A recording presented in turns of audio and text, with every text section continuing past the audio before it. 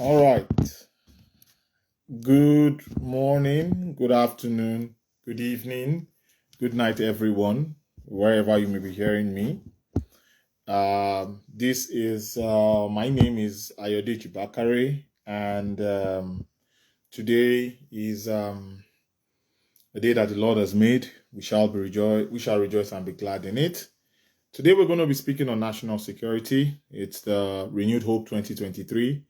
This is the action plan. This is the day where we break down and discuss the action plan nitty-gritty wise. But as you guys know, I am not the only one that, does this. I have two other team members that joins me, and I'm going to be adding them right away. And we have a guest speaker. So our guest speaker is Lieutenant General Dambazao, retired. But for some reasons, he is not available at this time, but he sent us a rep. And the rep is Honorable Ni Fatogun. And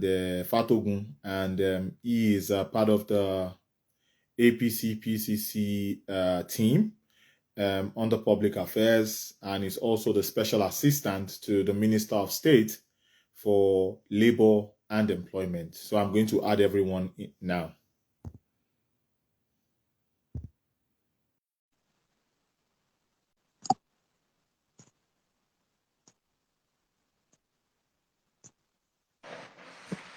Hello. Right. Good afternoon. Hello. Good afternoon. Yes, where is our guest? Yes. Good afternoon, good morning, good night, everyone. Good evening, all. Yes. I hope I'm not muted. No, you're not. We can hear you. No. Okay. We can hear you. All right. How are you guys doing today, or do you want me to start first? I'm doing good. I'm doing good. You want me to start first? Start. I always have stories. Yeah. So yesterday, a friend of mine, I think he's on this live, he said hello, shout out to Nigerian Lebanese. He had one of the best birthday parties ever in Houston. It was a 40th birthday party, one of the best ever. So I went there, I did my thing.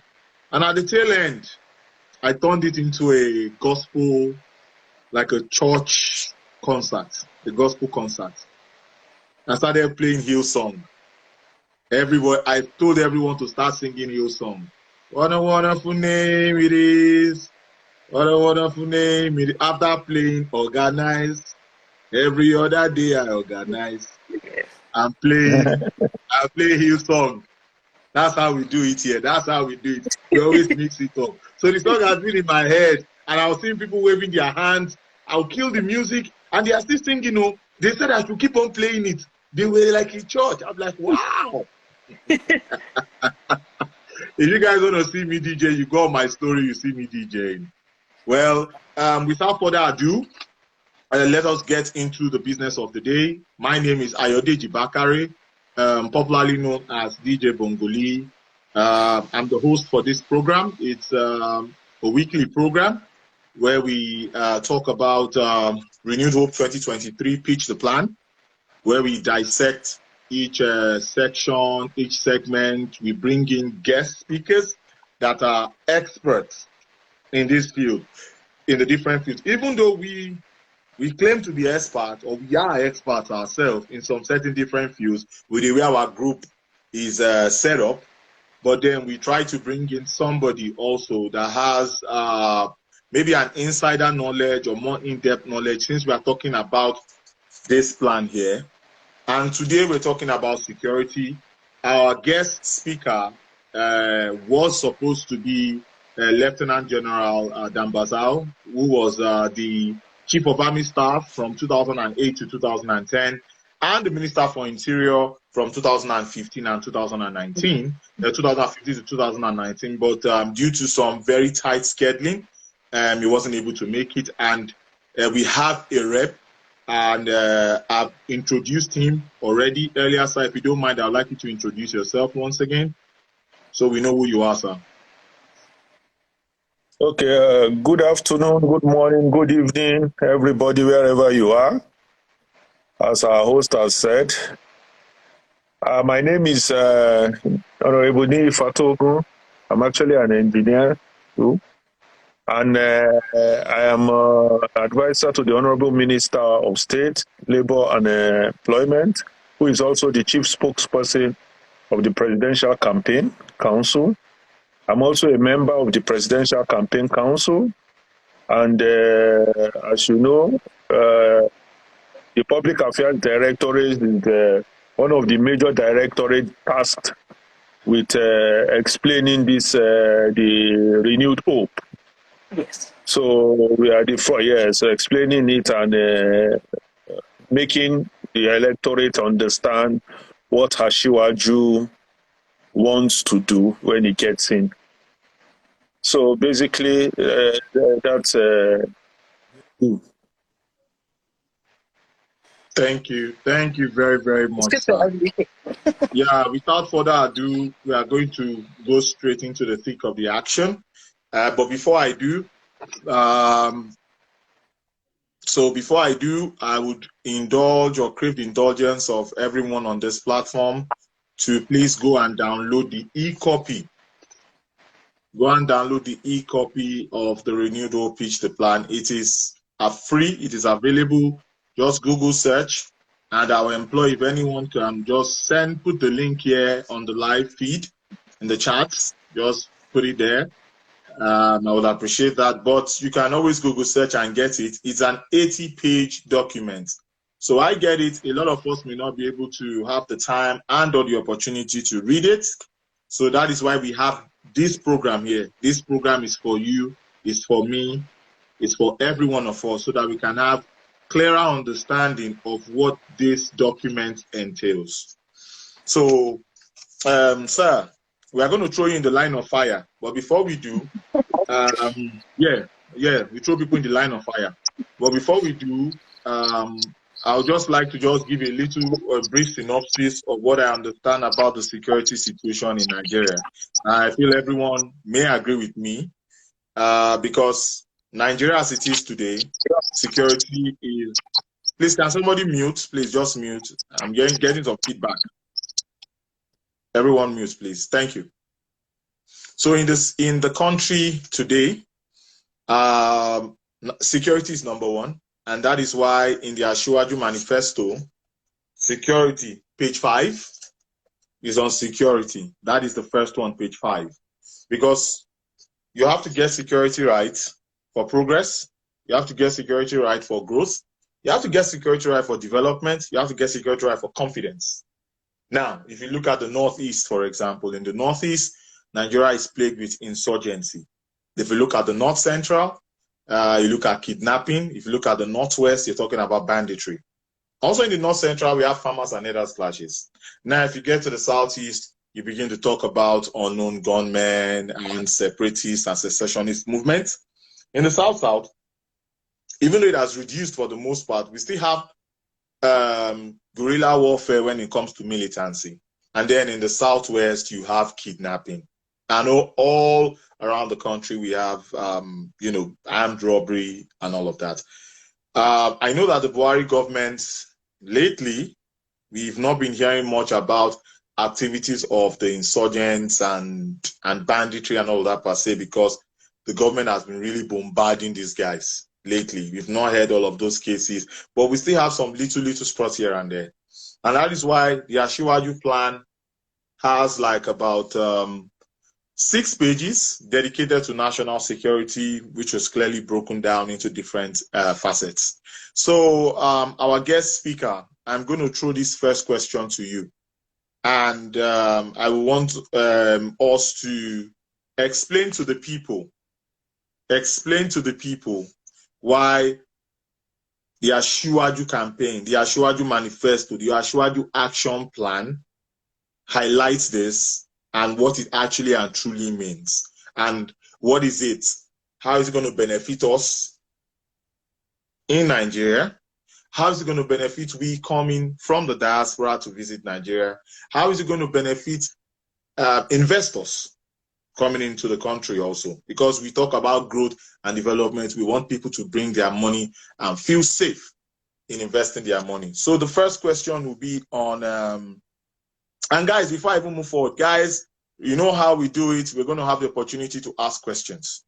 So we're going to ask questions when we get to that segment, you'll be able to ask our guest speaker questions. So the first question, sir, it's going to be on terrorism and insurgency. And we're going to put laser focus on Boko Haram and ISWAP and Ansaru and all of these non-state actors. So we recognize the gains that were in the fight against Boko Haram and ISWAP, that is Islamic State West African Province. Could you please explain to our viewers how the Tinubu administration plans to sustain these gains and end the scourge? And your conversation shouldn't be limited to the weaponry, the manpower, and intelligence gathering. The floor is yours, sir. On mute, sir. On mute. On mute.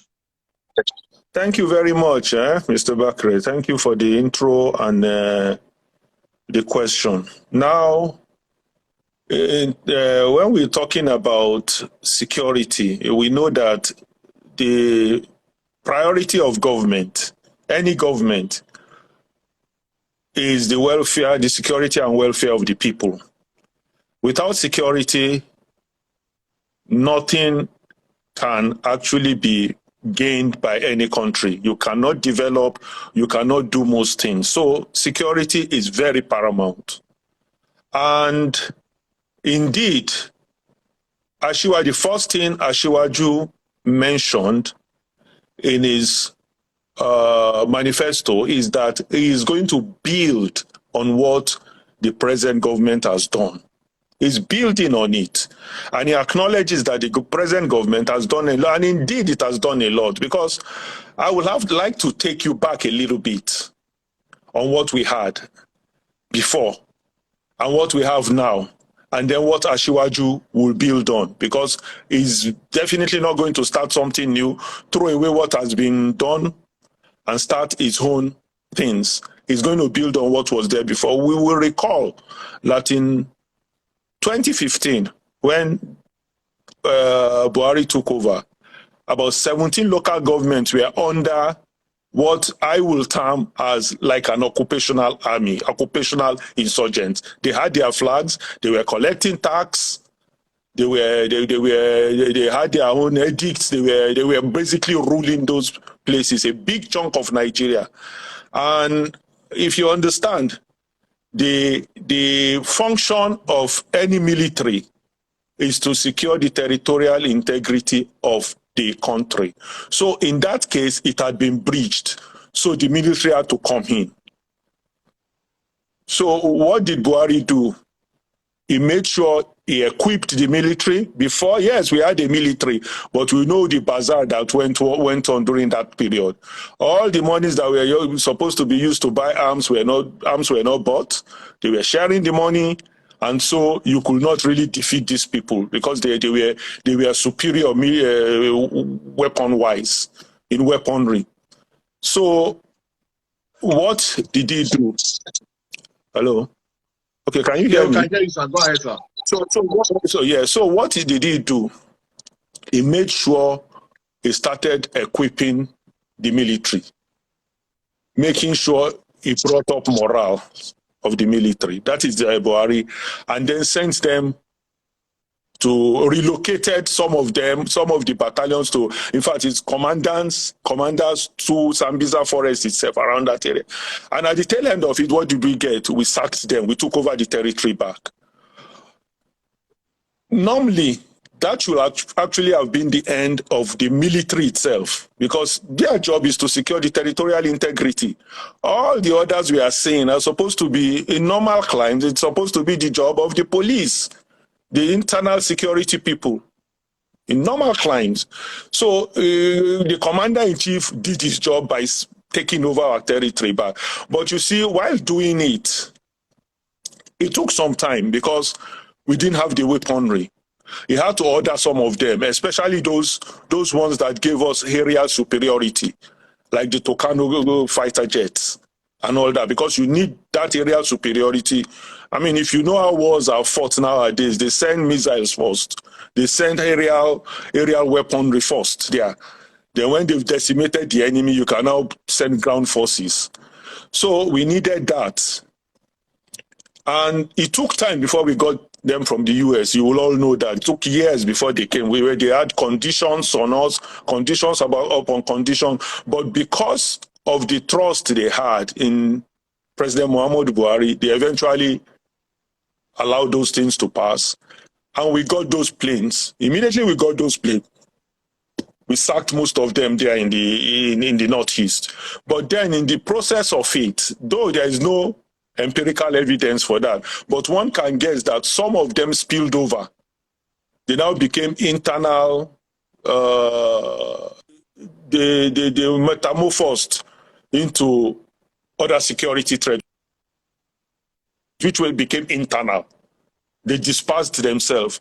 So more or less, as that is finishing, we started having other forms of crimes that ordinarily should have been taken care by the police. But then, because of the sophistry of those weapons that came in through the distance, it was overwhelming for the police. So, of course, the commander-in-chief he had to invoke the military back inside to come and help the police. So basically, for a long time, it was seen, even those who gave us the weapon, they gave us with condition, because, you know, in the West, they are always wary of this human rights thing, that they will give you planes to bomb terrorists, you will go and bomb your opponents, you understand? So they actually limited the area where those planes could be used, and that was really the Northeast. So for a long time, the bandits were going around, they had their sophisticated weaponry, they were going around doing everything they could in other parts of Nigeria, where those aerial weaponry were not permitted. And you know, technology nowadays, you can't go and use it there without them knowing. So it took some time also to now show that those guys are as good as terrorists too. So they needed to be bombed. And immediately we got the go ahead that we can use them there too. They were, in no time, they were scattered. It took some time too. So that's why it looked like at a period, it was insecurity everywhere. But the moment we got the permission, they moved in there, and those guys were decimated too. But now you will now watch that as they are being decimated there is a tendency, those who are left will run somewhere else. You understand? So, but the government is trying hard to contain that. That is what the Buhari administration has done. Then, of course, apart from trying to decimate these people and remove them from our lives physically, you need to, they keep recruiting people. So you need to come from the point of view of making sure people's lives are also better, so that they don't get recruited. That is where the welfare of the people comes in. The security and welfare, they go hand in hand. So apart from Asiwaju saying he's going to build on what Buhari has done in terms of he's going to enhance our area superiority, he's going to those platforms we already have, he will deploy them, he will motivate the armed forces. He's also unraveling a large economic plan for everybody that will eventually permeate the citizenry and stem this tide of insecurity, because you need to do both. There's no doubt about that. And so basically some of his programs, as I've said, is going to motivate the armed forces. Is going to, apart from giving them weaponry, setting up factories that will actually build those weapons here, so that we don't have such conditions we had with the Tucano jets, you understand? Because they give us conditions on all these weapons that, you know, now they will always say they don't trust our government that you use it against your opponents and all that. So they give conditions on it. But if you produce yours, nobody gives you condition on yours. So there is this thing to produce ours too in the manifesto, that you must produce your weapon. Then there will be a special anti-terrorist battalion that will go around. I think this is more, this will be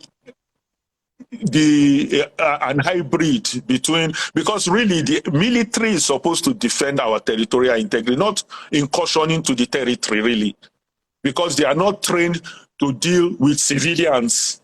Military anyway are not trained to deal with civilians and criminals at the same time.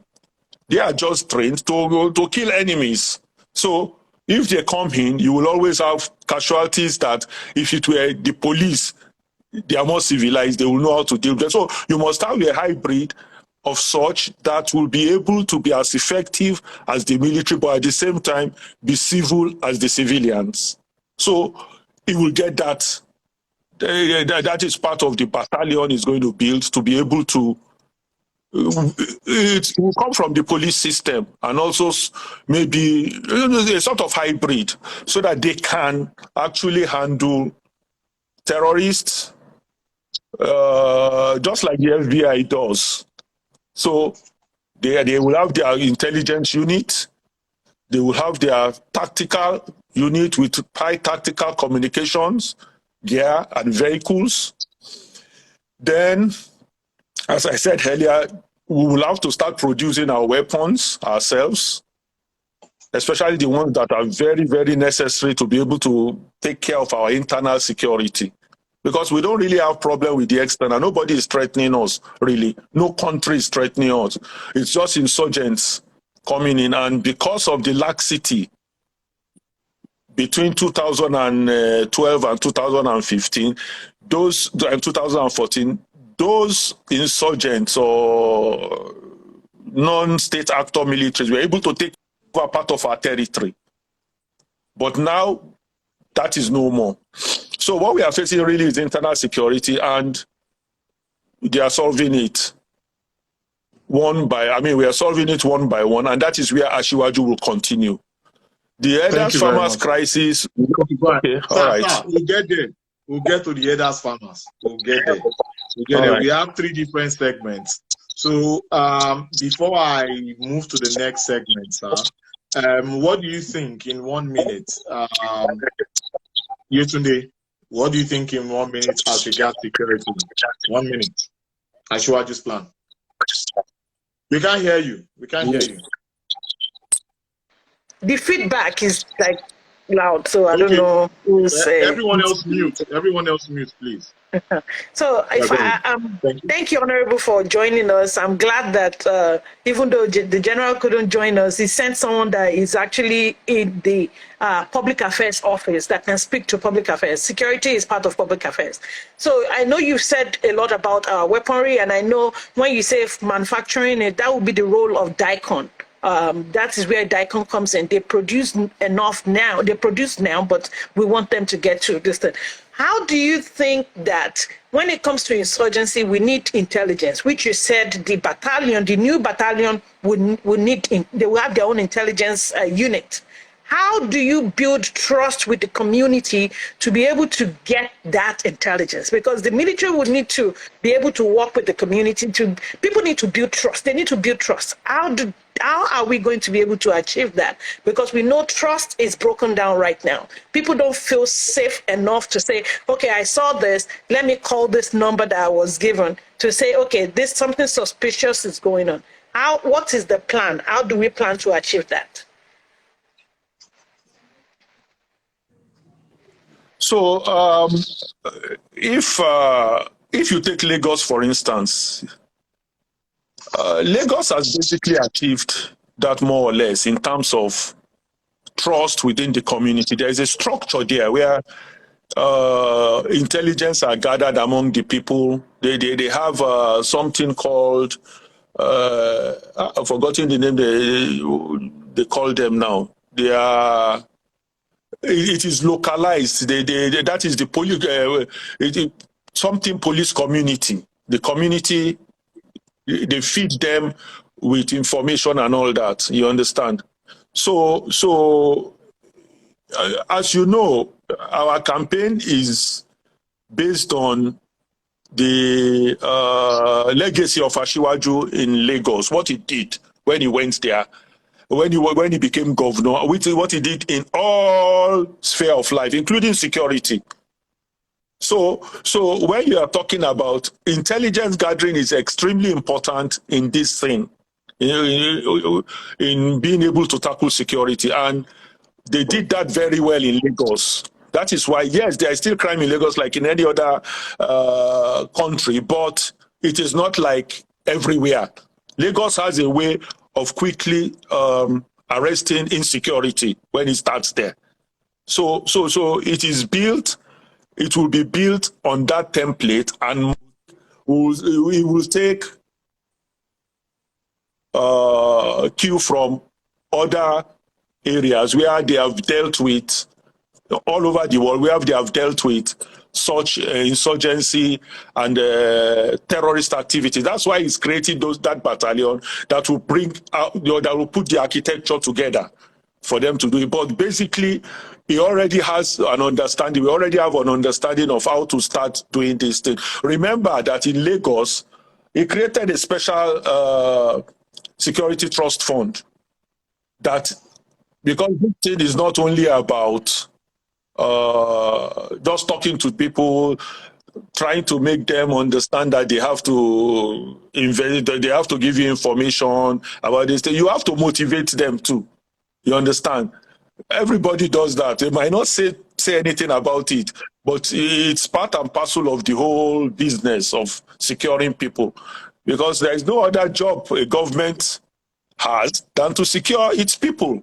Apart from, yes, the welfare is a general thing that you provide the enabling environment for people to thrive, but security is directly government. You are the only one that can secure. So it is the first job.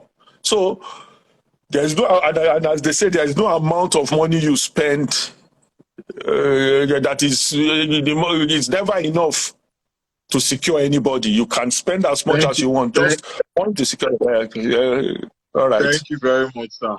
That we have to do better with the time, you know, because it's 1 minute, and you use your own 1 minute to ask questions. So you are not asking questions again for now. Can see that one, please.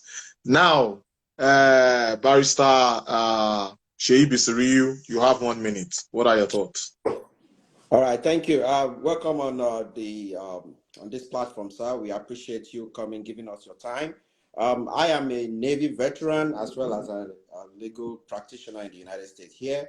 So I view these differently because I've been trained in anti-terrorism too while I was in the US Navy. And a couple of things jumps out to me in this plan. And one of the, I think about 2 or 3 of it will be the upgrade weapon systems, the upgrade tactical communication and transportation, and the anti-terrorism battalion, and also the CIP plan, which is the critical infrastructure protection plan. Now, my comment, and maybe there will be a question in it, is that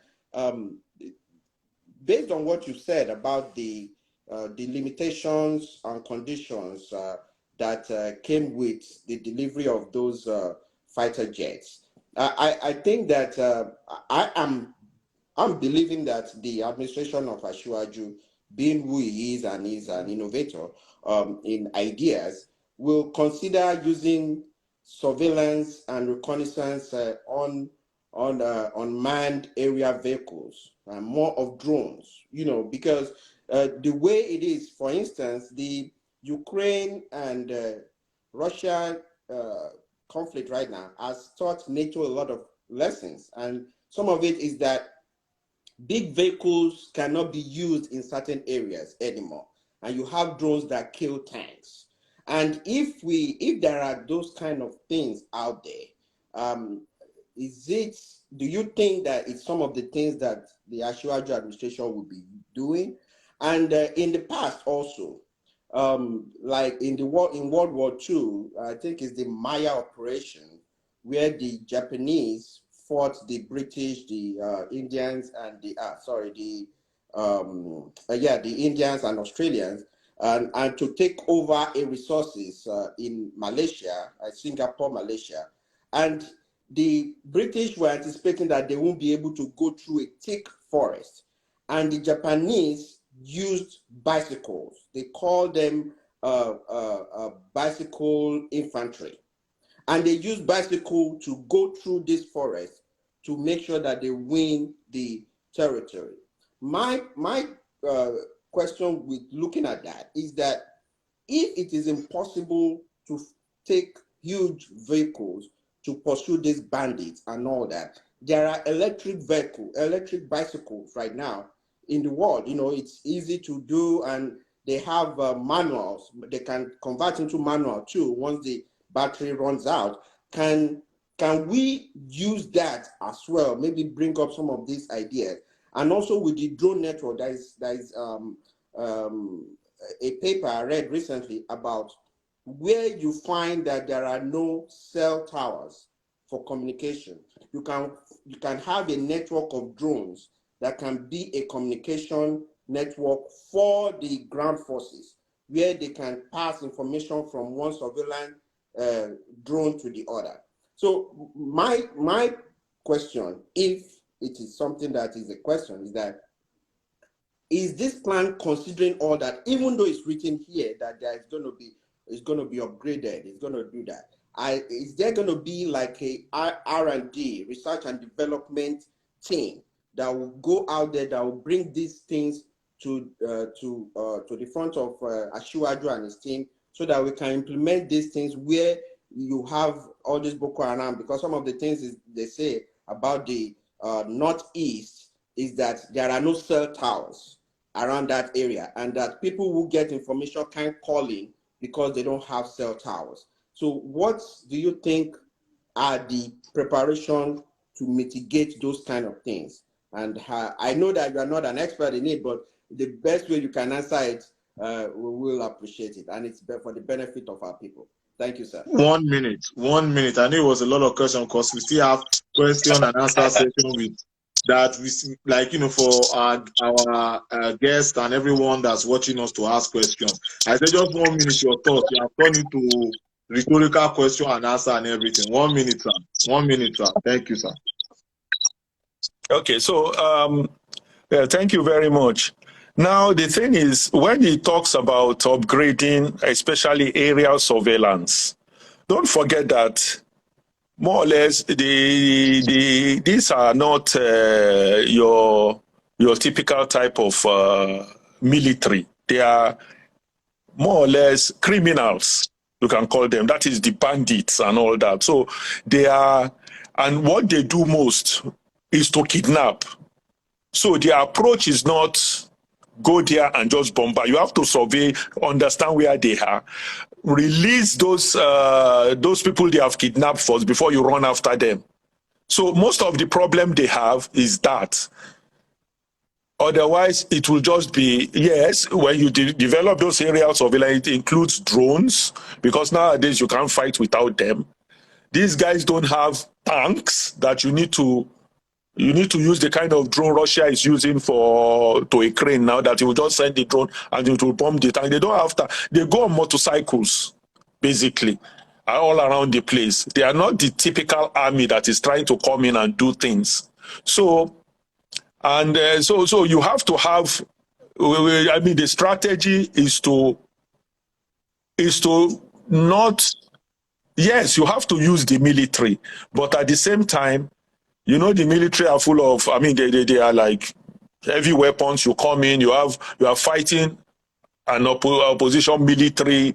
There is you have all your rules and regulations and your tactics and your strategy.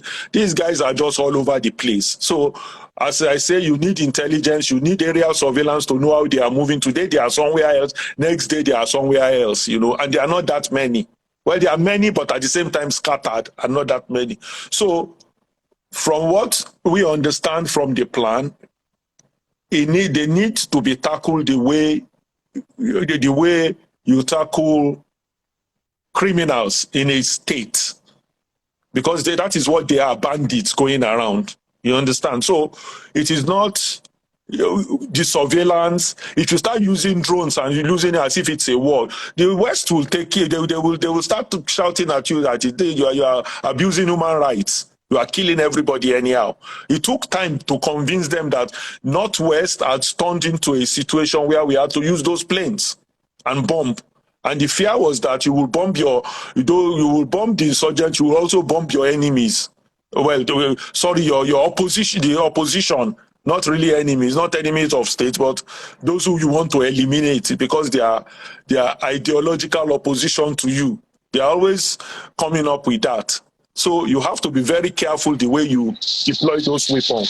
So area surveillance, sending forces to eliminate them. Rescue, you want to rescue, sending forces, the way the West will have done it. You have to be careful to do it that same way. You understand, sir? No. Thank you very much. No. Yetunde, you keep that for later. No. Because we need to move to the next, because we talked about armed banditry. But there's one thing that I will say here. According to Section 14, subsection 2B of the 1999 Constitution of the Federal Republic of Nigeria as amended, it states, and I quote, that the primary purpose of government is security and welfare. There is no way you talk about security that you talk about welfare of the people, and there's no way you talk about the welfare of the people that you want to talk about the security. And as I've listened to our guest speaker, he highlighted all of this, and he also highlighted a lot of this as regards what the problem was, our current situation, and what the Asiwaju administration probable that we are hoping that he gets there will do. Now, he made mention of making our own weapons. And we on this platform, we've always talked about Asiwaju's manifesto saying we'll make our weapons. Guys, you guys know the meaning of AK-47. We know AK-47 is a Russian gun, right? Well, AK-47 is Anatoly Kalashnikov. That is the person that made it. And that gun is making billions of dollars for Russia annually. Not millions, billions of dollars annually. Because of the armed boundaries, the insecurity situation that we have in Nigeria, we know that these guns go for at least $1,000 in the black market. So now we have an opportunity where DIACOM can be properly and well funded, and we can have our own weapons, and we can call it Niger something. We can call it whatever. And that's another way of generating revenue also. Now, they made mention of weapons production, anti-terrorist battalion, improving our communications, protecting our national infrastructure. They talked about salaries and welfare and benefits, how you motivate the people. They also talked about border security also. Talk about forest guards also. So these are things that Asiwaju is trying to put in place to arrest the current security situations that we have in the country. And now I'm going to switch into the second one. Now the second one is, we've touched a little bit about, is the armed banditry. So we know the armed banditry is notorious in the Northwest. We've had series of documentaries, series of articles out there talking about the menace that they are causing over there. So now, data now suggests that armed banditry may have eliminated more people than the insurgents. So you could tell us just briefly the situation we were before with armed banditry, because what we talked about now was insurgency, unfortunately. But just be careful with different forces, different non-state actors all around the 6 geopolitical zones at this time, unfortunately. So, just a little brief, because of time, just brief a little bit the armed banditry situation in the past, where it is now, and what the Asiwaju campaign. I know we've talked about anti-terror battalion and all of that. Just let's talk more about that. And also, we'll now link this into farmers and herders clashes. So you can just talk about that, and then let's get into farmers and herders clashes before we go into the third segment. Thank you very much, sir. So can you, in your answer, can you put in recruitment, you know, about how, because you spoke about policing and all that, and we know that police situation in Nigeria is not sufficient to handle all this and then still keep the people safe, especially in the metropolis. So can you just add what you think would be the recruitment pattern of this plan of more police people? So it's 3 in 1 question, sir. Go ahead, sir. Okay.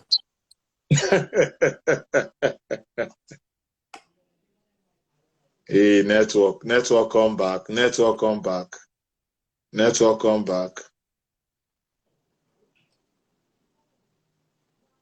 Okay. Hello. All right.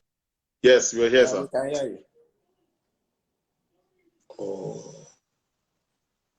Yes, Hello? we can hear you. Yeah, we can hear you. Yes. Now, if you talk about, you're talking about banditry. I've, in my discussion about insurgents, I've made mention of them a little bit, because what is happening generally was insurgents were mainly in the northeast. Okay. What we had while the insurgents were in the northwest, there were a bit of banditry, but they were not accentuated in the northwest. Okay. And after insurgents had been taken care of, those who came in and took over territories there, be taken care of. Yes, we still have a bit of them still there, but they are not occupying any territory. The suspicion is that some of them spilled over to the northwest and joined, in order to survive, they joined the bandits. And they now became bandits, kidnapping people for ransom, going into villages, killing people, stealing their goods and all that. And so the government was trying, the military were also trying to contain them there in whatever they could, but it was mostly ground forces. And that was why in every, how do I say it?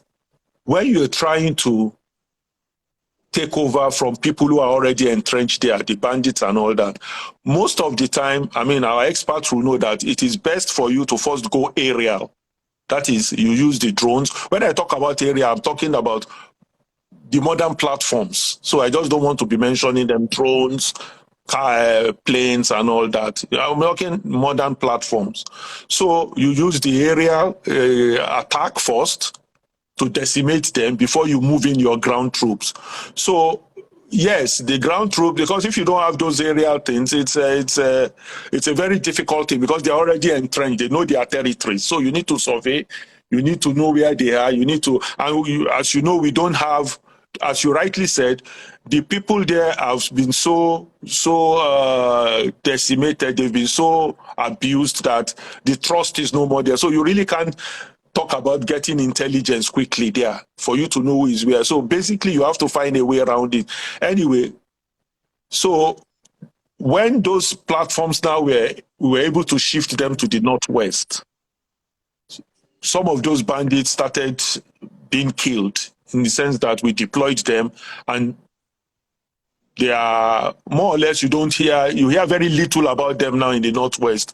The moment those things came in, they were dealt with. So you hear very little about them. But even then at that, you will kill quite a number of them, but they will still spread. So I'm not saying they will, but I'm still expecting that they will appear somewhere else, you understand? But I expect the security forces to already know now, and they will to deploy more area surveillance, start getting the permission to use it all over the country, to use whatever they want to use. Though I know they will not get it because they don't give us such permissions. But whatever you can deploy, you deploy it to be able to survey and tackle and nip it in the bud before they reappear somewhere else. Because they will want to survive. As you are bombing them out of somewhere, they will go somewhere else. You understand? So you need we need to be proactive. And that's why when Ashiwaju speaks about, when he talks about upgrading those things, he understands that we need all these upgrading areas of upgrading those weaponry and making them is extremely important, because then you don't depend on these people. You understand? DICON is one of them, but DICON is a government thing. Some of these nowadays you have private sector who make some of these things, and in the West, most of these things are made not by government itself. Government purchases, they regulate and all that, but government purchases from them and regulates them. So it has to be, and Asiwaju is a private sector man, he focuses on that. So he's going to make sure people are incentivized to be able to make these things, so that we have quick production of them, quick production, quality production. The state will buy it from them, and the state will use them. The drones you are talking about, for instance, if you leave it for government to make, or the military, yes, they will do theirs, but we know that when it comes to making things and high quality and all that, you give it to the private sector, incentivize them, get them to do what they do best, and you purchase from them. So he's very focused on that. He will use the government to start it, but basically he's very focused on making sure those weapons, any which way those weapons come out, let them come out, and let us be able to nip all these things in the bud. And the ones that are about rearing its head, you nip it in the bud. The ones that are on ground, you try and you make sure you contain them. And then talking about Okay. No, go ahead. I think it's someone said us, right? That's what we'll talk about now, sir, right? Yeah. Well, talking about recruitment, we know we don't have. Yes, the farmer elders I will get there. The farmer elders are you hear little about them now, because there is a national livestock development plan that the Buhari administration has put into place.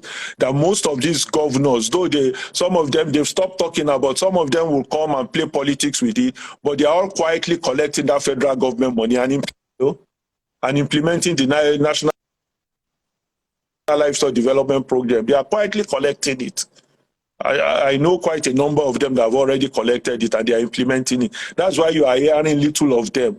Although some of them we know, in those days when we did the 2018 election, you find out that it was some of the research we did, and I'm not saying that it isn't happening, but somehow it becomes front page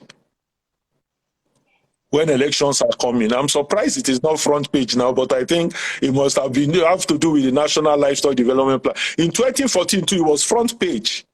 In fact, we discovered that in 2014, then they were enlisted as the third most.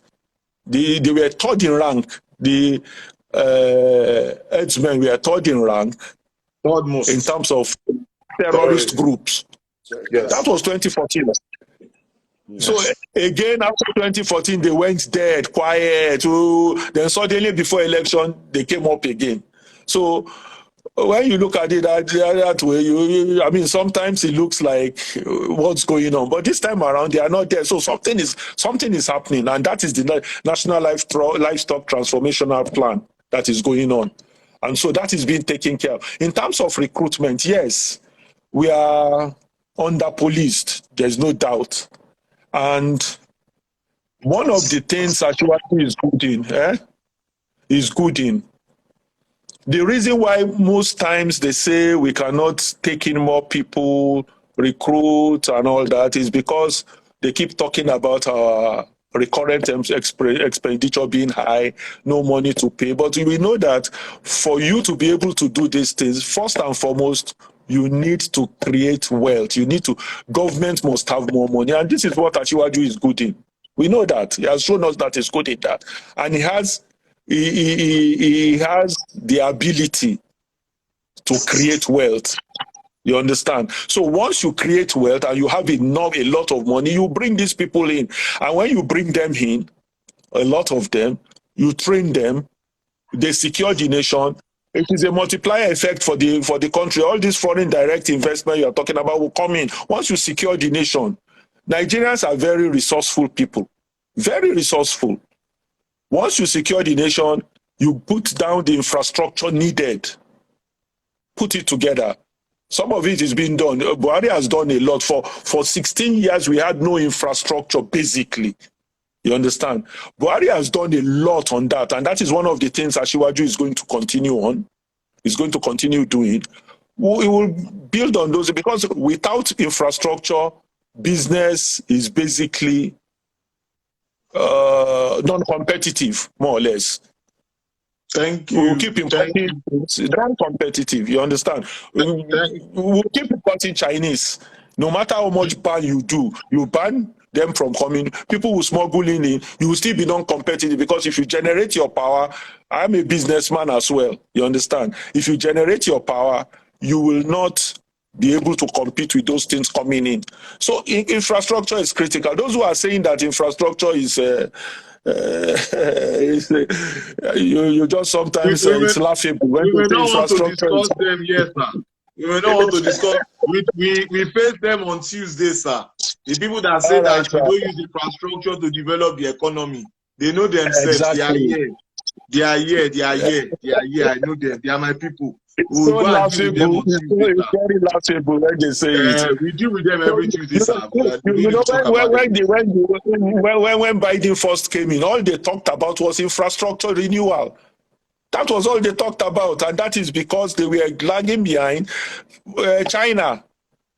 You understand? For them to be able to compete. So when you say infrastructure, I don't know. Well, it's politics. We have to keep explaining ourselves to Nigerians that no, this is wrong. This is the right way to go. Buhari is doing the right thing by concentrating on infrastructure. He's built a foundation. You have to get Asiwaju to continue. And no, don't hand it over to those who will neglect it and start buying private jets again. Just don't do that. You understand? So moving forward, sir. Thank you very much, sir. Because of time, all is because of time. I'm not going to tell anybody to give a 1-minute statement. We'll do that later. But one thing that I want to add is on the creation of wealth, guys. It is very simple. Sir, if you can mute, sir. Thank you because of the feedback. Thank you, sir. So, guys. What is basically talking about is creation of wealth, because all of these good things that we want for our country, for our nation, Nigeria, you need money to do them. Oh, we want more police. We want more army officials. Okay, for example, police, for example, for every 100,000 Nigerians, we have just 185 police officers. And remember, out of the 185, about half have gone to VIPs and corporations. So now you're now left with like 90 police officers per 100,000 Nigerians. And we're about 210 million. So what does my math tell me? My math tells me that 21 times 90, that tells me that is around 189 actively. But on paper, we have about 370,000 police officers for the whole of Nigeria, when actually we are supposed to have about 740,000 if we are to go by international standards. And these 740,000 police officers are not going to be guarding any VIP. Because when you talk about VIPs and all of that, that's supposed to be private security. And Nigeria even lags the most, the highest, when it comes to private securities. Because according to the ratio, it is just 4 private security per 100,000 Nigerians. That's one of the worst in Africa.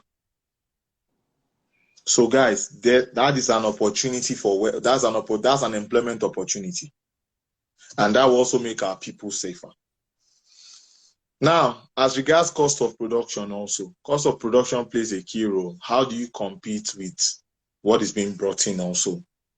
Because some of the infrastructure that one is supposed to use to produce material are not readily available, so you have to spend more. And by spending more, that goes into your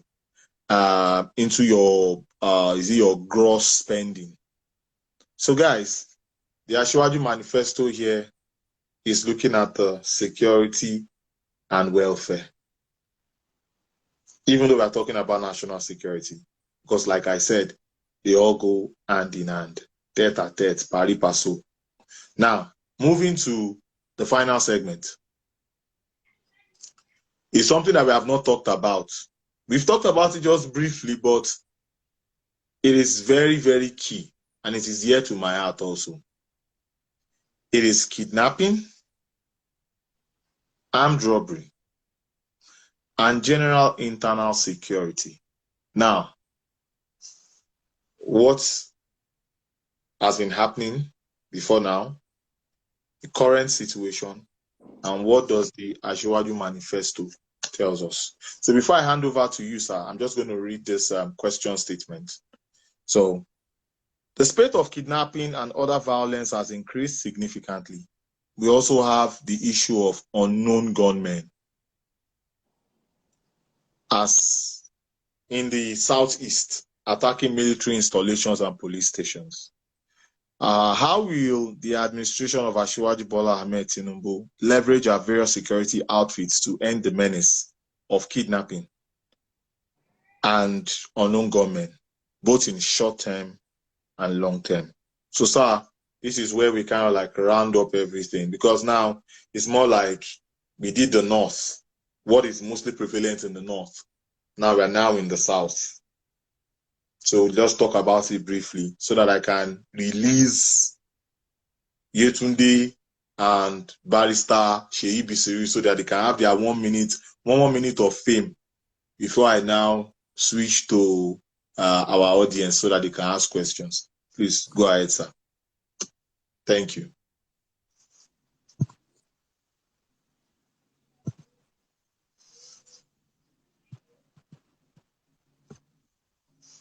Oh, network. Okay. Sir, did you get it? Did you get my questions? Hello, sir. He will come back. This is, yes. The network will not fail. Sir, we can't hear you.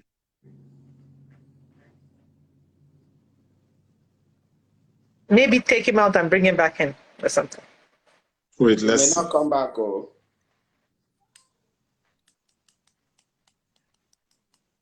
No, this is the part that we want to hear. The southern part, we have done north.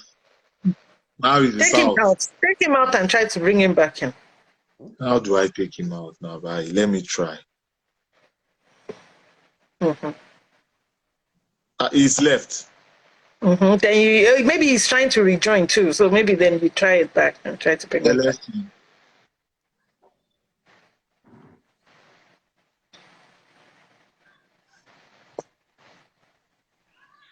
Once I see him here, I'll add him. Yesterday can go ahead and start saying something about it so that we don't just... Okay. Yes. About what? Spending the time that I joined. About security. Okay. I can kidnapping, your 1 minute of fame. Your 1 minute of fame for now. In my opinion, looking at the plan, the first paragraph says we will mobilize the totality of our national security, military and law enforcement assets to protect all Nigerians from danger and from the fear of danger. I think that that also includes the possibility of state police, because I sincerely believe that people who have a stake in a community, they do well to be part of the security apparatus that take care of that community. For instance, in the United States here, you have the state police and then you have the county police. And mostly the county police are those that actually were born and raised in that neighborhood. And most of the time they know the people that have been living there for a while. They know when new people come in and all that. So I think that the possibility to mobilize a totality includes the opportunity to inculcate or incorporate more people from the locality of where they. Okay, you're back. Let me let you go. Yeah. Sorry, yes, I just had a glitch.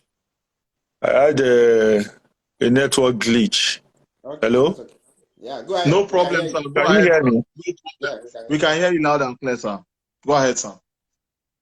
Okay, so we were Okay, let me give trying you to a recap. remember where I was. Kidnapping, armed Okay, robbery, okay. and general internal Okay. security, unknown government in the southeast, south kidnapping. You know, you know, these things are when you talk about the southeast and southeast is more or less is more you know they are agitating for something really. And it is based on, it is not a crime as such. They are not committing, they are committing crimes, but at the same time, it's like Niger Delta in those days before the amnesty came in. You understand? They have something they are agitating for. And you cannot just kill it by sending troops there and trying to suppress them because it's an agitation for something.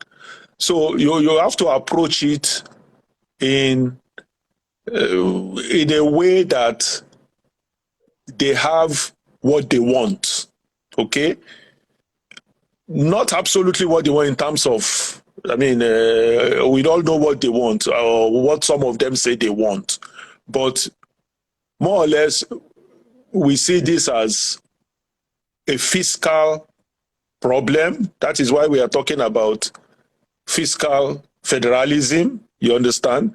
We see it as, I mean, for instance, when you're talking about security, you have to devolve some of these powers to the state. And it is not the way really people, because some people are saying you have to create state police. Ashwaju is not averse to that, creating state police. But the point is, as a statesman, you have to look at all the you can't just come and say, I will create state police. You need the National Assembly to do it. You understand? He's not an emperor. So he can't start talking as if he's an emperor or start lying to Nigerians that when I get there, I will create state police. You need the consensus of the National Assembly. So that's why he has to build it. And it is about constitutional amendment. And by the way, the constitutional amendment on some of these fiscal things are going on. Buhari is doing some already. Okay? Oh, yes. They are ongoing. You understand? It's just that I don't know. We are generally the people who are supposed to be making noise about it are not making noise about it, but it's quietly going on. You understand? And so, and recently I read somewhere that autonomy of the local government, a lot of states have passed it. They are looking for just a few more states to make sure that it goes over the two-third in 36 states. That's 24 states to pass it so that it becomes constitutional. I understand. So it's quietly going on, and so anything he says there about devolution of power or making sure the federating unit gets more to do, more money, more to do, and all that. It's about constitutional amendment. And he mentioned it there in the manifesto that he's going to work with the National Assembly to stem all some of this agitation. Now, if you are talking about banditry and kidnappings, you know, this is also a function of poverty, I would say. A function of people who want to live good life, but no means.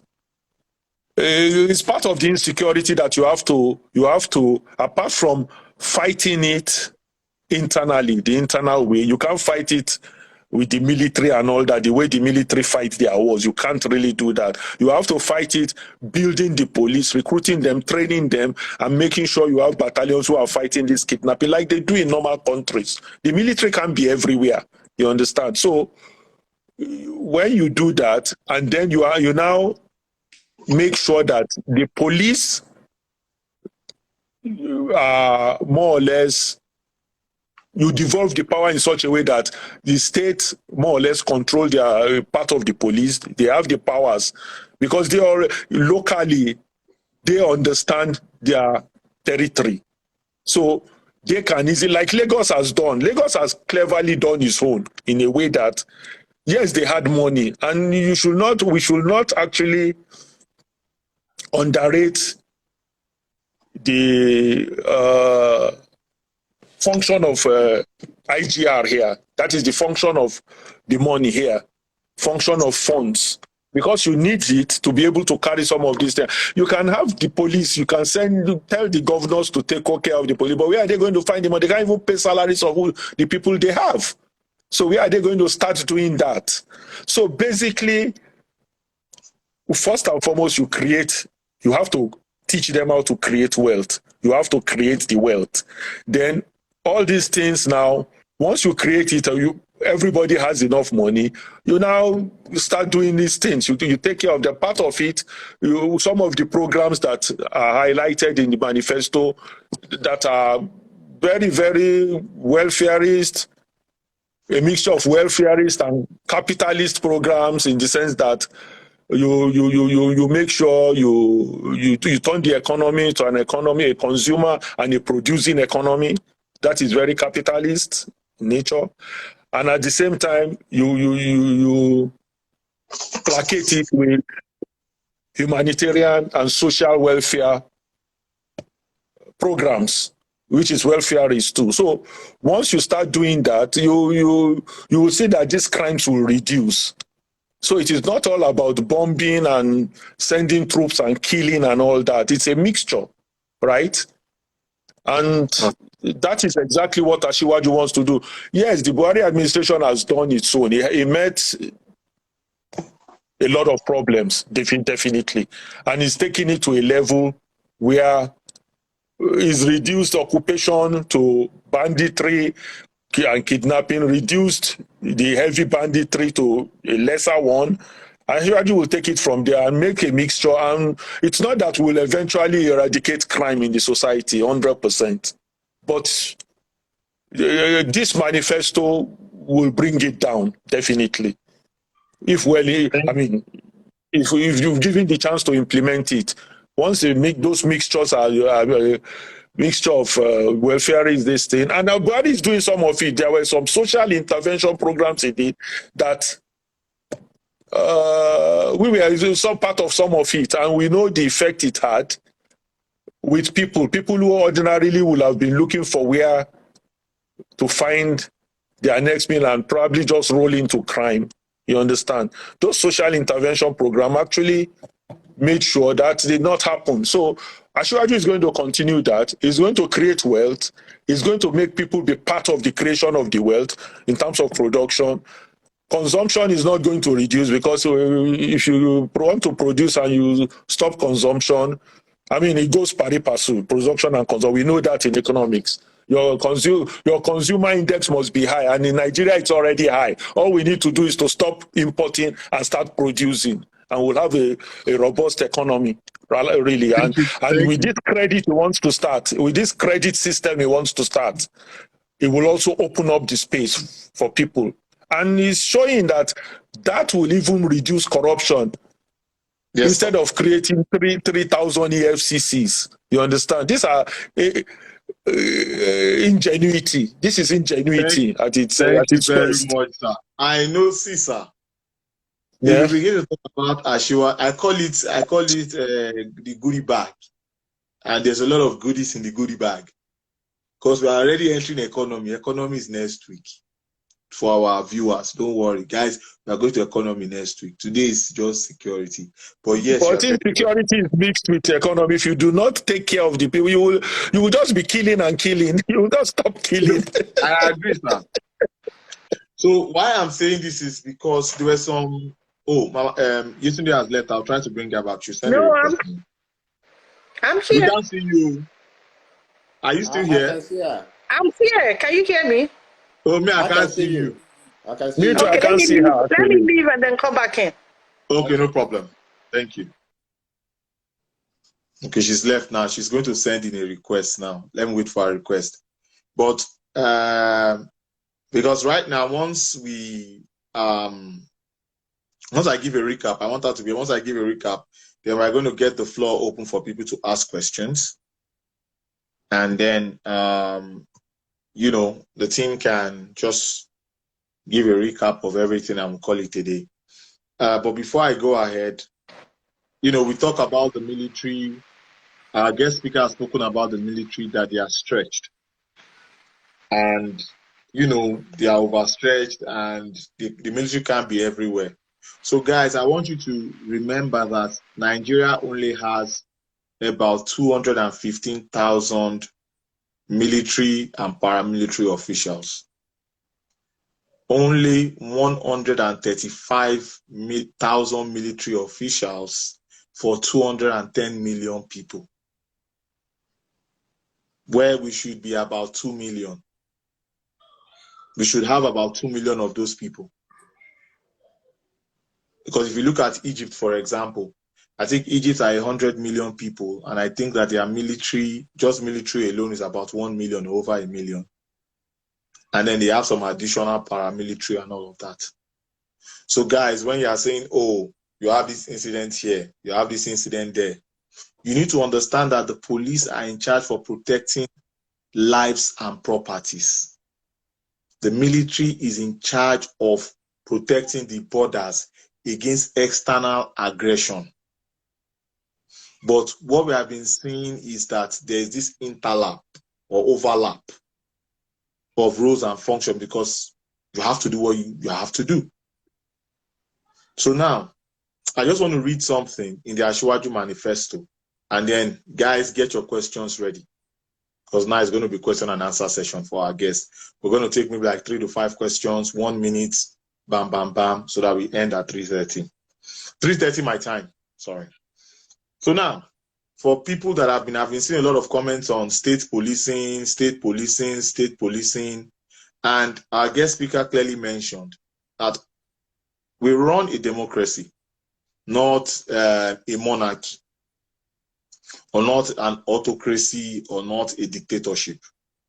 For you to amend the constitution, you have to get the buy-in of 2/3 of all the state assemblies in all the 36 states of the federation. So about, like in Lagos, for example, Lagos has 40 state reps. So 2/3 of 40 is about maybe 24, 25, 26. So you need about 25, 26 people to pass, to say, okay, yes, I agree. And then that applies to all the 36 states. So to just make changes are not that easy. Some states might be opposition states, and once they are opposition states, they are not even going to pass it at all. So spare me all of that. That's what I mean the states will say, not me saying that. So now moving forward, as regards what is in the manifesto, reposition the police. It says, and I quote, because this is like a summary of everything that we've talked about here. We shall boost the public confidence in the Nigeria police force and other internal security agencies by increasing recruitment. We talked about it here. And providing high-tech, non-lethal equipment with corresponding manpower development scheme. High-tech equipment, get the right manpower, get the available manpower, get the skilled manpower. But remember, you have to have funding also. Now, police reform will be focused on positioning the institution to better deliver on its primary duties of community policing and maintaining law and order through crime fighting and prevention. You may or may not agree, but it's a fact. And the guest speaker said it. He even talked about 2 different kind of like agencies or entities in Lagos that I don't even know of. But in the whole of Nigeria, Lagos is the most secure state. Even though Lagos is the most populous. And because it's the most populous, you would think that, oh yes, there could be some lapses. There's some ways that, oh yes, this is a soft target. But no, it is not a soft target. There are some things that they are doing in Lagos, which the Asiwaju administration come 2023 wants to implement on the national level. But definitely there are different dynamics. Now it says police personnel will be freed from extraneous duties such as VIP security and guard duties. Remember I talked about it. Every IG of police always come up and say, yes, we have stopped this. We have taken all the VIPs. We have taken all the police officers that are standing as guards and or security or something. But they just announce it and nothing changes. So guys, we too have a role to play. Because anytime I see people that come from the diaspora or to Nigeria, or I see VIPs in Nigeria, and they have police officers guiding them or protecting them or whatever, are you doing the right thing? Or are you doing the wrong thing? Asiwaju says it's going to stop all of that. If you know that you are a VIP and you need security, go and get private security. Go and get private security. And it's also an employment opportunity for people. Now, VIP security and provision of security for government buildings, installations, and other critical assets will be transferred to the Nigeria Security and Civil Defense Corps. So it's going to be the role of the NSCDC for government and also VIPs. So it is not the role of the police. So police will focus on policing and securing life and properties. The NSCDC shall be evaluated and reformed to be better integrated with our internal security apparatus. So we cannot just have the NSCDC alone by itself, and I don't know what they are doing per se, maybe just guiding pipelines or something. I'm not so sure, because that's what you hear for the most part. Let us make them into very good use. Let us take the stress off our police. Let us take the stress off our army. Now, guys, before I open the floor for questions, Yetunde, please, you have 1 minute to say something. Just 1 minute. Whatever is in your mind that I have been skipping, 1 minute. I'll start timing you. I'm Barrister Bisiriyu, 1 minute, because we need to ask the people that are here need to ask at least 3 to 5 questions in a minute, and then we'll call it because we have only 8 minutes left, so we can call it a day.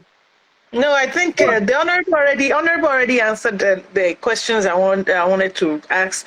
It was just to buttress, to just follow up, because you said so talking about NSCDC, they actually have a very broad thing that they're supposed to be doing. It's just that we are not using them to capacity, because they do have the mandate for to guide critical infrastructures. They have the mandate for intelligence gathering.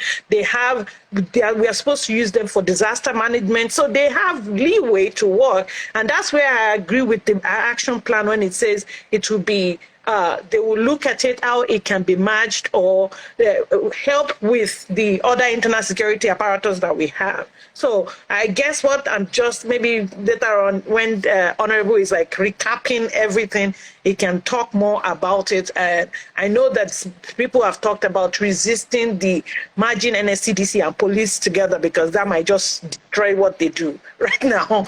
But I do believe that that is something. How do we use them more? With the police, of course, for internal security. So I know they are. Thank you very much, man. Time up, man. Thank you. All right, Barrister Bisiriyu, your 1 minute starts now, sir. Okay, I just want to say that based on current warfare, especially the Russia-Ukraine thing, which I've been following a little bit, the biggest thing that came out recently is about advanced critical energy infrastructure warning, like early warning a system that, because we depend on oil a lot, and we are Asiwaju promises to bring all kinds of sophisticated equipment from Saudi Aramco to help improve warnings and all that, early warnings of attack on our infrastructure. And I believe that because we have a lot of youth who are very good in cyber IT stuff and all that, I think it's going to be an opportunity to expand jobs for youth that are not happy about the situation and their lives right now, and that it also helps us guard against the new type of warfare, which is cyber attacks.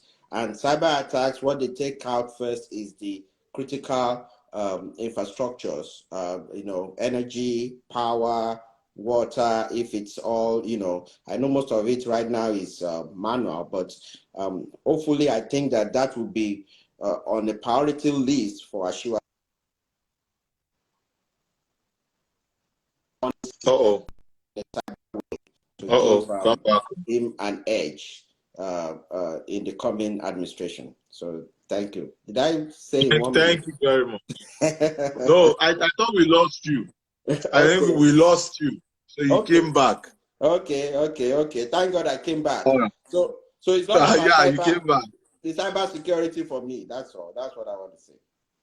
Okay, so guys, I like what everyone has said, but there's something that Barrister Bisiri said, which is job creation opportunities. When you bring this sophisticated equipment, you need people to monitor, manage, control them. So that's an opportunity again for job creation for Nigerians that are into cybersecurity, that are into IT. Now, guys, the moment you guys have been waiting for, but it's just 5 questions only, and it's just a minute answer. And we're going to direct all of these questions to our guests, and then our special guest will round everything up, and then we'll call it a day. So the 1 minute of fame for you guys is over. No 1 minute of fame again for you guys. Done. All right, guys, please throw in your... Oh, I think someone just threw in a question. Okay. I'm not going to ask this question. I'm not going to bring this question up yet, because talking about decentralization, Feisha asked a question on decentralization and the evolution of powers. That one is a different topic entirely. Maybe that one is week 10 or week 11, because I think it's like the second or third to the last topic in the manifesto. Let me see. I think somebody put something. Okay, no.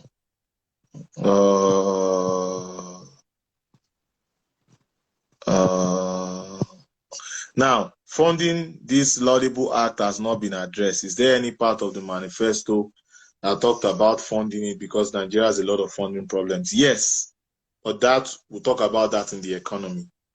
Yes, if you listen to our guest speaker, I talked a lot about IGR and wealth creation. We have in our midst, we have Asiwaju that is a known wealth creator. It's not, I will do it, I have done. He has done it.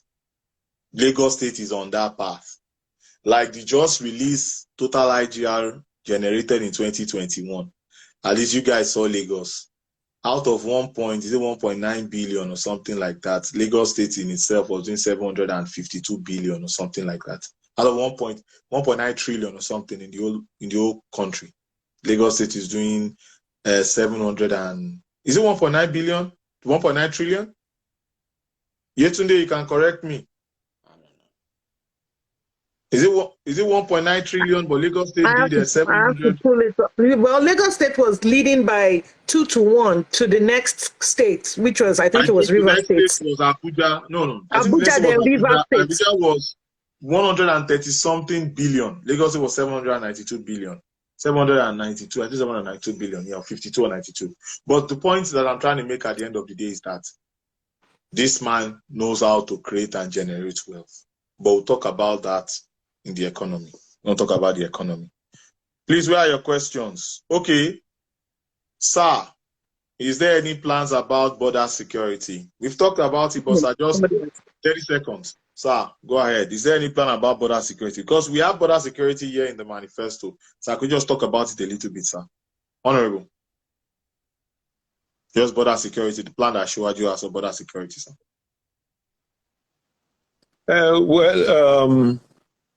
It's the basic plan on general security. We will recruit a lot more, train them. There will be more aerial surveillance of the borders.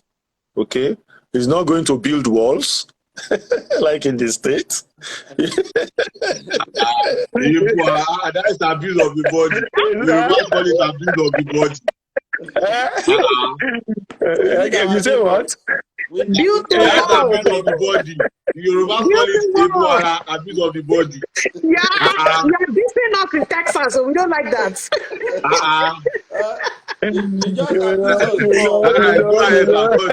Go ahead, sir. More training of the personnel, that is customs and immigration, border, those who are mandated by the Constitution to man our borders, is going to, because of the largeness of our borders with our neighbors, it will then at the same time, with the neighbors, we will be our brothers keepers with our neighbors. We will develop diplomatic and friendly relation with them, so that we will they can from their own end protect, especially from the insurgents coming from the Sahel.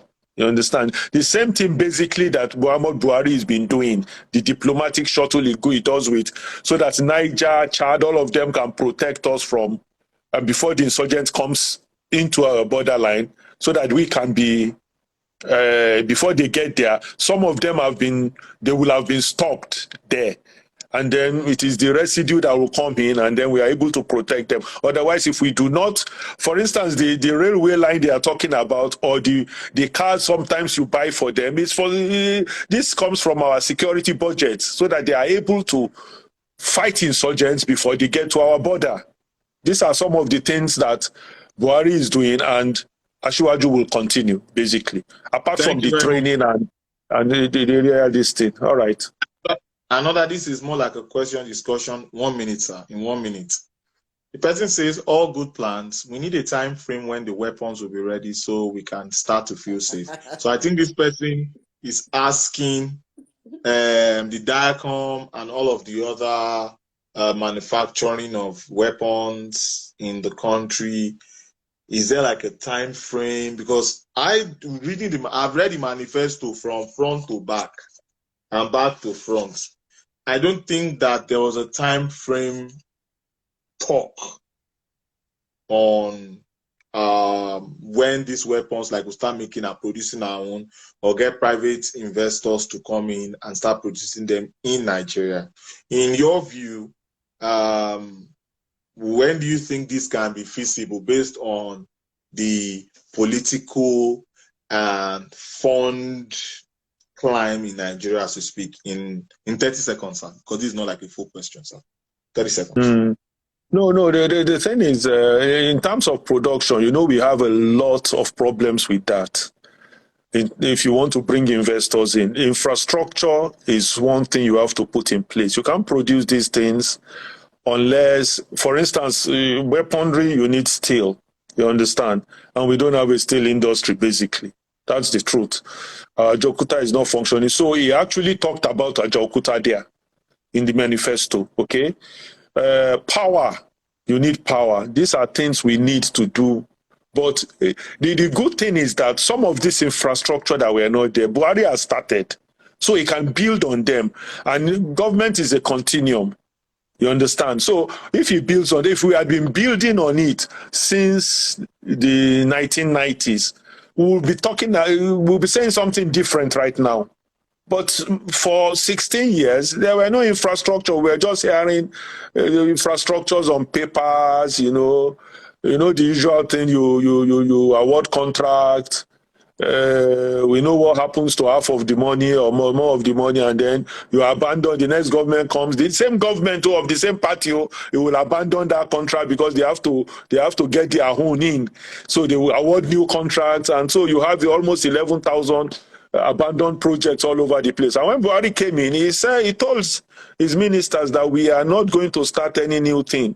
Start finishing some of these critical projects.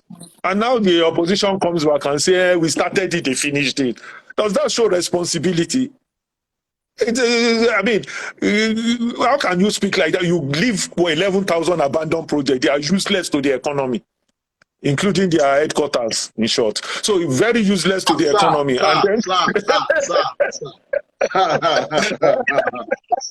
Very useless. So when Buhari now states, let's finish them. Some of them are now useful to the economy, and this is what Asiwaju will continue. He will continue building those infrastructure. We need to, let's assume that we had finished building power by today. That is one thing that will get out of here. Nigerians will go about doing their business and will be competitive. Then you build a steel industry, you complete the steel industry.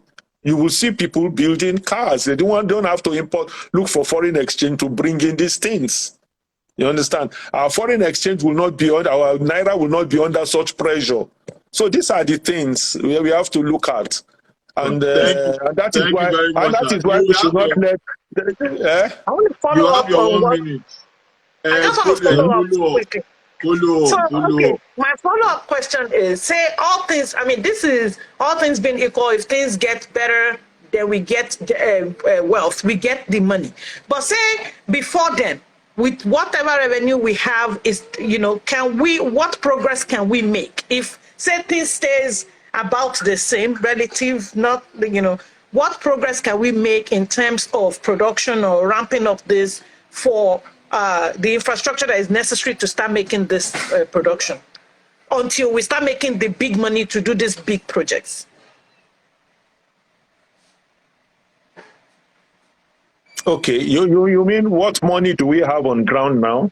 I'm saying that, you know, we said that everything is based on the money we are going to generate, because Asiwaju knows how to create wealth and everything and generate money. That will also help us in all this, creating giving us the critical infrastructure necessary to be able to do all of this. The question is, that would, of course, that would take a little bit of time. In the meantime, in the short term, with what we have, are these things still achievable to a certain level? Well, yes, it is. Based on my own experience, I will just chip this in. You see, and they practice it in Lagos. In those days, when the Asiwaju, Fashola were practicing it, some of us were just wondering then. But now we understand what they do. Now, if you understand how an economy grows, how you actually get jobs done in an economy, first you have to have a very good plan, a damn good plan. Okay? Then you have to put money behind the plan, which is the budget. Okay? Then you make sure you implement it, that budget, like 80-85%, and the whole place will blossom. That is all you have to do. So when you look at it, first and foremost, we have a plan. Okay? Now you have to put money behind that plan. Whatever money you have now, you have to put it behind that good plan. Most of the plans we had before are plans that just waste money. It goes to waste money. Before Buhari came in and started focusing on infrastructure, that a lot of our money now goes on either fighting insurgency or infrastructure. The big spenders now are military, works and housing, transportation. That's why we have the rails we have and all that, you know. So you prioritize. Then, of course, humanitarian, because of the economy, humanitarian affairs also gets a lot of money to cushion the effect of all this pandemic and all that. So those are the things. So you have a good plan, which Asiwaju has brought out. He now puts money behind it. Some of these things, you can actually find the money in our budget. Let me tell you something. When we campaigned in 2018, 2019, there was part of the campaign was to build smart schools before the pandemic came in. I mean, before this COVID-19 came in and all that. Pandemic. No, I said pandemic. Yes, you are right, sir. You're right. Pandemic came in and all that. Now, what happened was that you could see in some of our budgets that you don't, if you do rearrange those plans, I mean, you rearrange those budget line items, you understand? Implement half of the school thing, those smart school promises. But because the budget is written in such a way that sometimes you don't even, it is ambiguous. For instance, you say you want to build so school somewhere. It's so ambiguous that they might decide to, when it comes to the details, they might decide to put wooden chairs there or something, you understand? So, but if you have plans that it is looking at the budget, and like they do in any country, when you make promises, you come back, you arrange the budget to your promise, and then you try and implement that budget. So really, even with the money they have now, if we are able to, don't forget that the next year's budget still has a problem of revenue and debt servicing. Yes. But if Asiwaju is able, I know you are going to say that one is in economy, you get it to economy. But the point is that it still affects us. If Asiwaju is able to, budget. So if Asiwaju is able to use his ingenuity to turn that around, we will have enough money to implement some of this plan. It's about money. You might make all the plants in the world, and Asiwaju himself says it. All the plants, beautiful plants in the mall, even in your family. You can make, we are going to buy Mercedes, we are going to buy house in Ikoyi and all. If you don't have the money, it will be on paper, biro and paper. You understand? So the idea is first, and he did that well in Lagos. The first thing he did was get the IGR up. And then you can make all the plans. Of course, IGR up is not enough because our opponent had it for 16 years, good money. But then they frittered it away. So you have a damn good plan, which they were doing in Lagos. Very good plan. You put it on the board, you put money behind the budget, and then you start trying to implement it 80, 85. In those days when Fashola says we have achieved 85% of pleasant implementation and all that, that is what it means. You will just see those things. If it is schools, the schools will just be coming out. You understand? If it is roads, the roads, because you are implementing plan that is backed by money. So IGR is very important. No matter how you say, even with what we have now, yes, if we remove subsidy, if we remove subsidy, you have immediately 6 trillion to spend. Yes. You understand? Because subsidy itself is 6 trillion. Yes. So if he has a way, if he comes with ingenuity and he removes that subsidy and Nigerians still clap for him, he has 6 trillion immediately. You understand? So just let us keep watching. I mean, we have a damn good plan. We need to put money behind the plan itself and then make sure that plan is implemented 80, 85%, and the country will blossom. Thank you very much, sir. One last question. There's one last question, but before we go ahead with the one last question, I wanted to just point some things out. The economy is also tied to security. Guys, yes. 2023's budget is about 20 trillion. And already that budget, we have a budget deficit of about 10 trillion. So we have to go and look for funding. Right now, I think that we can borrow about 8 trillion. I don't know where they're going to get the remaining 1 trillion.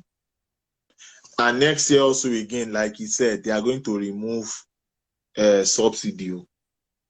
About 6 trillion now. They're going to remove subsidy. So when they remove subsidy, things will be hard on us. Everyone needs to understand that. Subsidy will be removed in June of 2023. All things being equal, like we are all wishing and hoping for here, and we are working towards is for Asiwaju to get in. So Asiwaju is going to get in and meet no subsidy payment. So that's gas price or fuel price or gasoline price you are buying at 170 something naira now as we speak. It can go as high as 500. So Has that been finalized? The removal, has the removal been No, it finalized? hasn't. It hasn't. Because it Nobody has hasn't been finalized it. finalized. It is Just just announced no. by It the Minister hasn't. of No, Finance. nobody's even saying it. The thing is, it is. I am just saying, if Ashiwaju, for instance, there is a 6 trillion subsidy. If he brings in his ingenuity in such a way that we can recover that 6 trillion and Nigerians will be smiling, it might be possible. Nigerians will still be smiling. This is, ingenious people. They can turn things around. And if he is able to bring it out, and Nigerians are still smiling, why not? And we have 6 trillion extra. You understand? So, sir, I'm sure he's looking at that. This, because we all know that subsidy cannot continue the way it is. You understand? Let me say this here, sir. Let me say this here. Let me say this here, sir. Let me say this. The Ministry of Finance, or the Minister for Finance, Zainab Ahmed, has already made the announcement already. Now, I don't know if it has gotten a stamp yet. I just want to make that clear. Also, I don't want house in Ikoyi. I know, sir, you mentioned I build house or want to buy house in Ikoyi. I don't want house in Ikoyi. I want Ikeja or What's the difference? I'm not going to They don't talk have about good water on the island. Don't talk about it here. Don't talk about it here. Don't talk about their water. Don't talk about their overpriced homes. Don't talk about their overpriced homes, their bad drainage. Let's not talk about it. Their water that is bad. Let's not talk about it. So lastly, before we move on, we also talked about all of our all of our mineral resources and all of this. Please, can you mute? Please, can you mute? Everybody, please. Mute, please. Thank you. All of these are resources and all of that, and all of these companies, because you need steel to make all of these weapons that we are talking about. You need to smelt them and do all of this and mold and cast and everything. Guys, don't forget that some certain administration, they sold Delta Steel for peanuts. They sold Akwa Ibom Aluminium Smelting Company for peanuts. Don't forget. Ajakuta Steel has not been developed like it's supposed to. And then there's one steel company, maybe milling company in Oshun. They want to sell it also. I did not tell you people anything, no, but that's what they want to do. So it goes to show you that these ideas are beautiful. They are great. However, you need money to push it. You need money to galvanize it. And you need everybody to be on board, because security is not just for the security agencies to perform. It is you and I. We are the security of Nigeria. So now, lastly, I don't know if anyone has any other question, but if no one has questions, I'm in the comment section. I've not seen any question yet. Security question, we still have one more. But before that question comes in, lawyer Barrister Sheyi Bisiriyu, please just, what are your thoughts with the segment 3 and the questions that have been asked, and what do you want to chip in? You just have 1 minute, sir. We can't hear you. I just want to say thank you to our guests for coming, sir. We appreciate you. You have actually dealt with it in a professional manner, in a way that even a military man might just give us too much jargons, but you've been able to deal with most of the questions and the topics in a way that people will understand it, and they know how the Nigerian political dynamics are.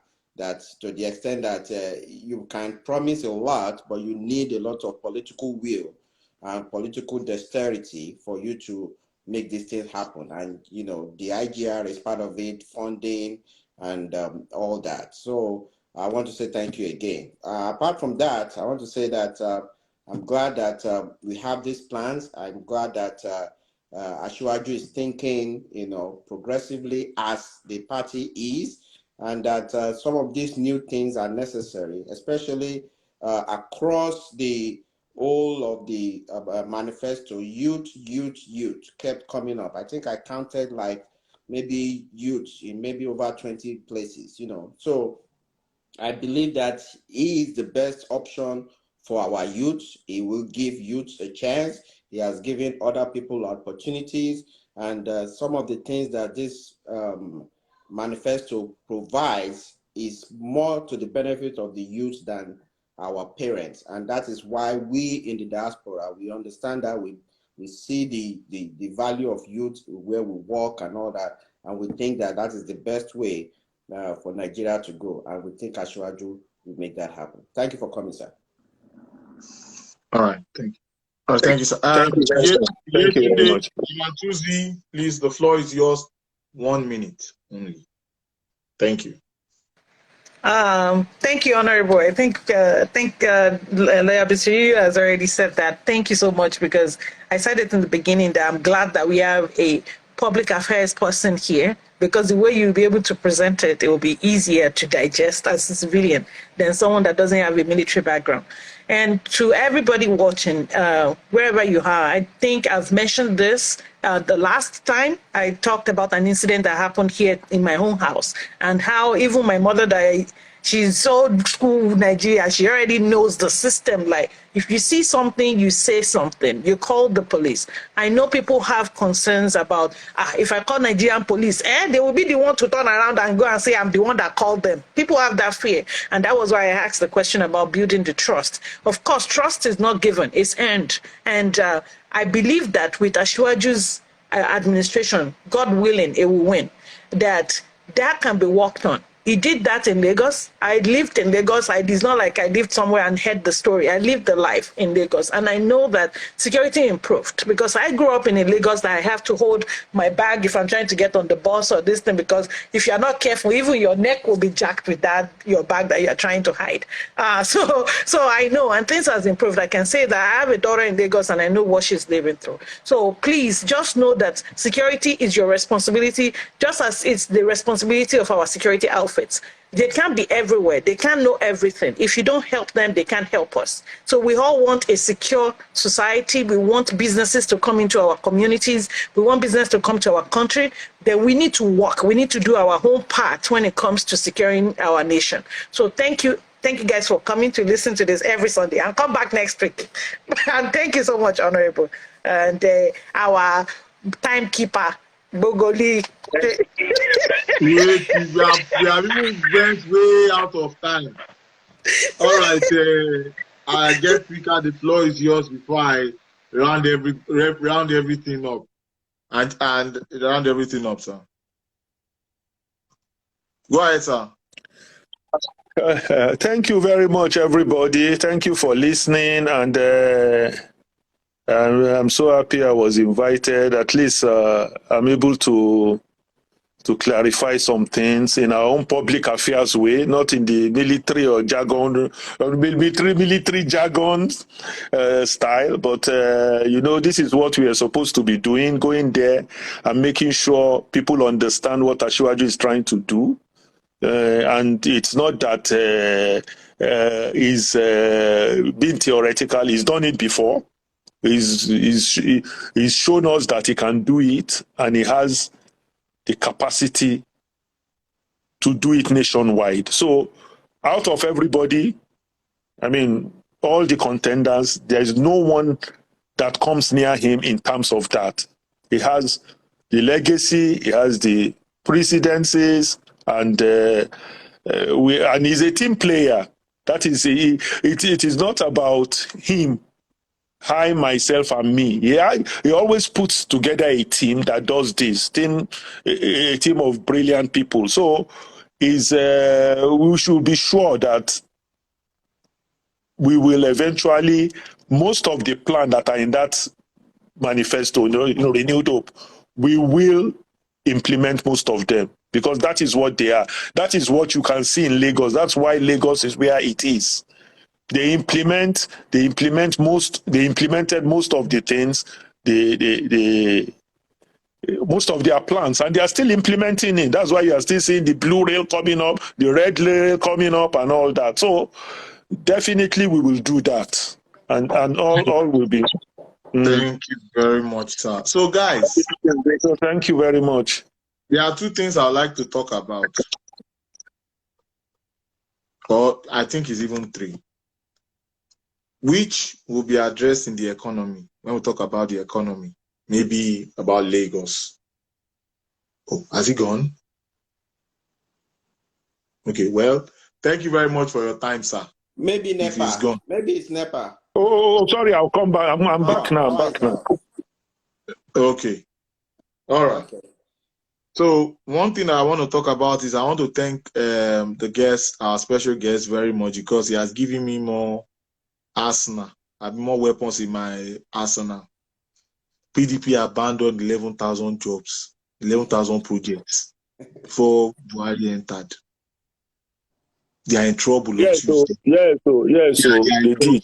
Because I'm hearing it from the government's mouth. You work for the government, the federal government. So I'm hearing from the government's mouth. 11,000. They will explain to me on Tuesday that 11,000 projects. They will explain it to me.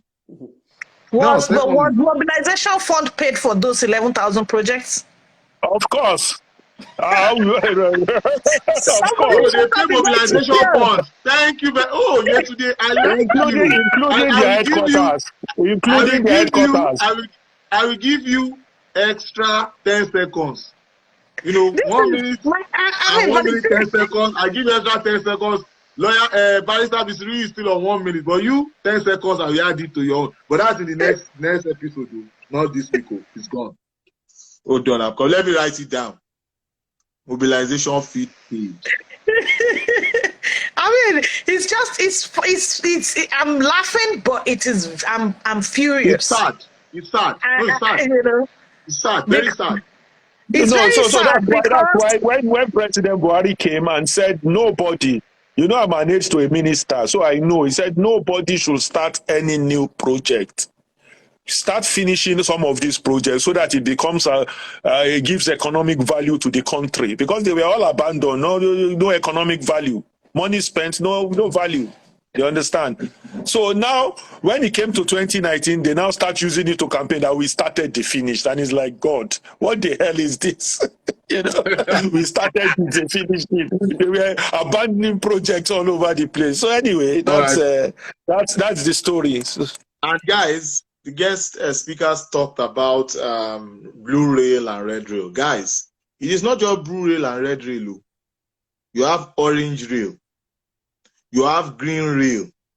You have yellow rail. You have purple rail. You have at least 4 rails in addition to red and blue rail that connect different parts of Lagos. Now, last but not least, budget implementation. Very key. Lagos State has been doing, I think, between 75 to 85% budget implementation. If our federal government can be able to achieve, I don't have the budget implementation right in front of me, but if they're able to achieve 75 to 85%, I strongly believe that we'll be in a better place. If you implement 75 or 85% of a bad budget, you will get bad things. Okay, so you must get a correct plan. Your plan must be very correct. Your budget must be, you must put money behind that plan, which is the budget. Then implement it 75%. But if you have a bad plan, like just buying jets and Toyota Highlander and all that, if you have that plan, you put money behind that plan, you implement 75%, you won't see anything. But they don't even get to, the problem is that they don't even get to 75%. I think 50 or 55%. Thank God, so we still have money, Abi. No, I mean in the previous regime. So we don't know what they use that money to do. Because all of those monies have to be released. I just don't want to hold on. Yeah, that's true. They lose most of those monies. It does take. All right, guys. I want to thank you very much for your time. Yes. I will thank our special guest, because I know he must have been on very short notice that they contacted you to come join us, because the general he just had a very tight schedule. Because as at Friday, the general was supposed to be here, as at 2 days ago, because I had some conversation and all that. But thank you very much for stepping in. Thank you very much, Barrister Bisiri, for your time. Thank you very much, Yeti Mama. I call her Yeti Mama. Yetunde, Mama Tuzi. Thank you very much for your time. We are going to do this same time next week with a different special guest. So, sir, you know, we are having a little back and forth with, you say it's economy. You say you don't want to talk about it. It's economy. So don't worry, sir. Don't worry. Security, we are moving on from security, we're entering economy. So, guys, next week is going to be fun because next week is, I think, is a creme de la creme because it is on the economy. The economy can talk about our fiscal policy, our monetary policy, job creation, wealth creation, GDP, income, export, import. You can talk about trade. You can talk about what's it called? Credit system.